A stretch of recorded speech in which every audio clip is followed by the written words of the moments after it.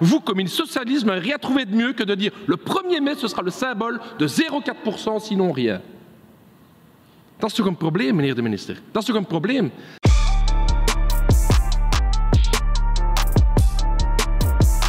Il y a eu une grève le 29 mars qui a été très bien soutenue par le monde du travail. 70% des entreprises dans le métal ont été touchées, selon Agoria, donc c'est clair que le mouvement a été très profond et les travailleurs posaient une question simple.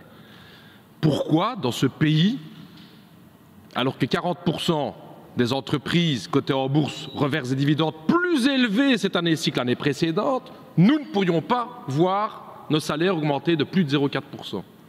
Ces travailleurs ont posé la question ici, en Belgique, pourquoi les PDG, comme ceux de Deleuze, etc., peuvent continuer à augmenter leur salaire alors que leurs salaires à eux sont limités à 0,4%. Pourquoi, alors que le Belvin, les entreprises du Belvin remettent 5 milliards d'euros de dividendes cette année, les salaires des travailleurs sont bloqués à 0,4%. C'est là-dessus, sur ce débat démocratique et social, que tout bloque. Et puis vous, monsieur le ministre, vous envoyez un courrier aux partenaires sociaux, qui sont plutôt les interlocuteurs sociaux, et vous leur envoyez un ultimatum. Un ultimatum qui dit si vous n'avez pas d'accord, ce sera 0,4%. Et cet ultimatum, vous l'envoyez à quelle date, chers amis, chers camarades? Le 1er mai.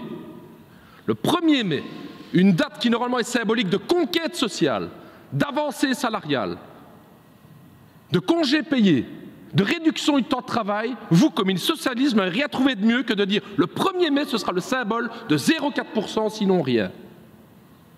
Dat is toch een probleem, meneer de minister? Dat is toch een probleem? Ça veut dire que les négociations d'ici aujourd'hui au 1er mai, que va faire le patronat? On ne veut pas d'accord. On sait bien que le ministre socialiste est d'accord avec nous que ce sera 0,4 ou rien. Vous rendez impossible le rapport de force et la négociation pour aller chercher au-dessus de 0,4%. Et donc je vous pose la question, pourquoi avez-vous mis un tel ultimatum? Pourquoi avez-vous pris position dans votre lettre pour bloquer à 0,4%? Ça, c'est la question que le monde du travail se pose. Mais ces négociations, elles sont essentielles. Elles font partie de notre modèle démocratique et du modèle social de notre pays.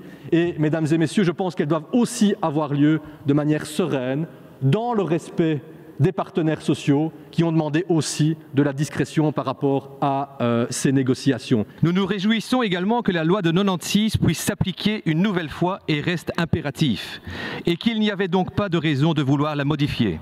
C'est ce que nous avons toujours dit. Monsieur le ministre, vous avez vu comme il était content, le député du MR? Ouais, on a une victoire, la loi de 96, elle reste appliquée, etc. etc. C'est ça qu'on va fêter le 1er mai, camarades. C'est ça qu'on va faire le 1er mai, c'est dire que le MR a gagné. Alors qu'on a tous les arguments ici pour pouvoir gagner.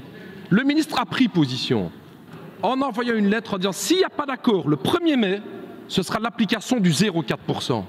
C'est ça qui ne va pas. Qu'on arrête de dire que la négociation peut avoir lieu dans la discrétion, etc. Ce n'est pas vrai. Le ministre a pris position. Et je vous demande de changer d'avis. Je vous demande de changer d'avis, de dire liberté de négociation. C'est ça la vraie liberté à pouvoir donner. Ne prenez pas position dans ce dossier-ci. Vous ne pouvez pas dire aux organisations syndicales, si vous n'avez pas d'accord, ce sera 0,4 parce que vous le savez. Ça va mener à un blocage complet. Et arrêtez de me parler des bonus, des primes, etc. etc. Vous savez très bien qu'une prime, ça n'a rien de récurrent. Chaque année, il faut négocier. On ne contribue pas pour les pensions à travers des primes. C'est ça le problème. Et donc, il faut arrêter le blabla. C'est ça le problème au niveau du PS. Il faut arrêter le blabla. Donc, il faut y avoir des vraies augmentations et aujourd'hui, je demande une prise de position du ministre que des vraies augmentations linéaires soient possibles le 1er mai. Comme ça, on pourra fêter une vraie victoire du monde du travail parce que oui, aujourd'hui, les riches deviennent plus riches et les pauvres deviennent de plus en plus pauvres.